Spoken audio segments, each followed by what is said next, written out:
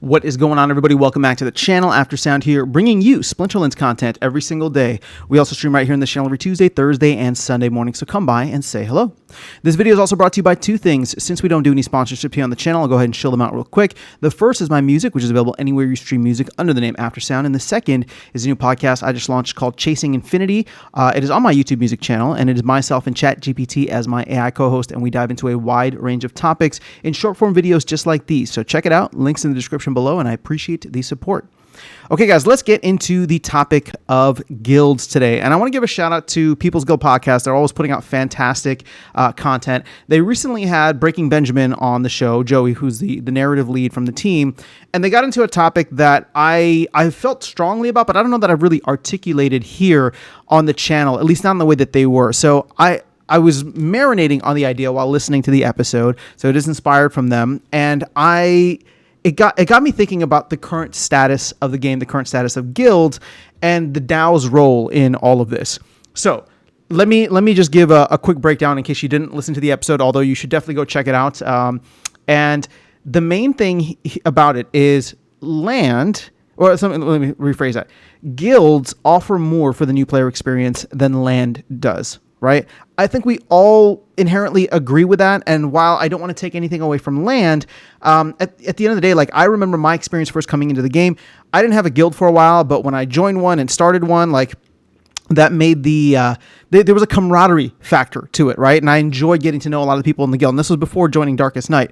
So I know that for many other folks, it's the same. And what Joey had shared is that Royal Eagle is now in the process of, onboarding new players and getting them into guilds, and noticing that once they are in a guild, it tends to be a little bit more sticky, right? Because they have this social element to the game, which you don't normally have, right? It's an auto battler. There's no like in-game chat. Like if you know people playing the game, it's not like you can go and play it with them very easily. I mean, yes, I know there's a challenge system, but the social element of the game is lacking. So in that sense, guilds offer that opportunity, and we've seen it, or we're starting to see it now with the data coming in from Royal Eagle's experiments in terms of showing that guilds actually are, create a much more sticky environment for new players coming in.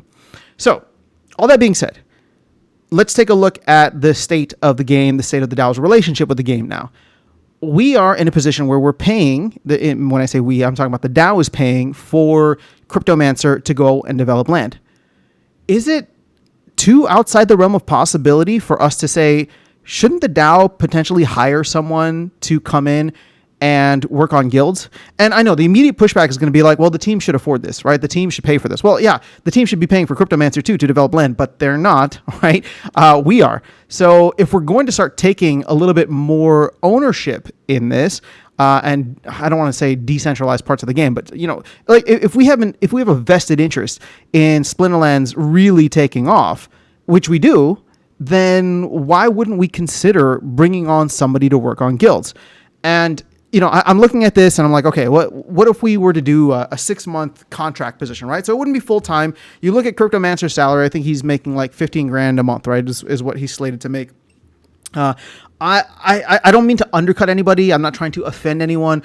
I don't know what the salary ranges are like, but I know, obviously Cryptomancer has some tenure with the team. He's been around for a while. He's very talented. If we were to bring in somebody at, or maybe slightly below that range, right? So I'm thinking in the 10 to 15 range, right? Again, still around Cryptomancer, but bring them in for like a 6-month contract period between now and let's say when Conclave Arcana does come out, and allow them to work on all the cool ideas that we've had for guilds, right? Maybe adding in some buildings, maybe adding in some staking and some not resources, but you get what I'm saying, right? We can have somebody work on that. And I know that there's going to be some time required for them to come in, get onboarded and all that, but at the end of the day, I'm thinking to myself, this is the opportunity. This is the window here, right? Between now and let's say a year from now, if this is the period of time that we're expecting the bull run to be in full effect, and in that, smack dab in the middle of that is the Conclave Arcana release, which we're hoping can bring in new players, right? Either before or shortly after.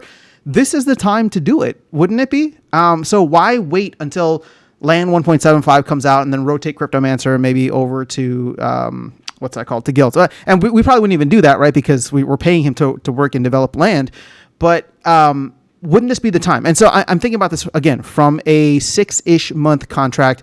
We go in, we set out certain things that we want somebody to accomplish. And again, this will take a little bit of planning. So it might require Claiborne, it might require, Matt sitting down with Claiborne or whoever to really map out what are the things that somebody can accomplish over the next 6 months, low hanging fruit that allow us to have a much better experience with guilds that reinvigorates for old players, right? What the guild experience that they want to be. And then for new players who have no idea about anything with guilds to come in and just have a better experience overall. If we can do that in 6-ish months, we'll call it, I mean, that puts us in a great position to have it done by the end of the first half of next year, right? So we'll just say like June-ish of next year. And it's $60,000 to $90,000 out of the DAO's pocket. Again, I'm not saying that the DAO is full of money, but we do have resources. And if there was ever a time to spend them, wouldn't it be now? That's my biggest thing, right? I don't mean to rush into stuff, but it's like, yeah, okay, we bring in all these players, and if we know that guilds are what makes them, what makes it sticky for them to stay, why would we not focus on that now rather than a year from now, right? Or even 6 months from now on the tail end of the bull run? Sure, I mean, the team could start working on it then, and maybe they'll be in a better position financially to bring on somebody. But if we have the funds available now, which we do, right, in the DAO. I know things are tight, so I don't mean to press, and we'd have to obviously consult Claiborne on that. But at the end of the day, 60 to 90,000 over the next 6 months to bring features to the game that we all want, right? What we all want with guilds, to just make it that much more of a better experience, to offer more syncs, to offer more opportunities for people to soak up cards and assets and whatever.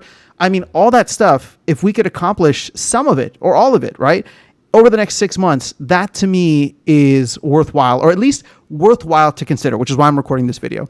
So I'm curious to get your thoughts on this, just trying to get the ball rolling, see if there's any interest in something like that before we even dive deeper down into the actual details. But let me know your thoughts in the comments below. That is all I have for you guys in this video. I'll catch you all in the next one and see you around the game. Take care.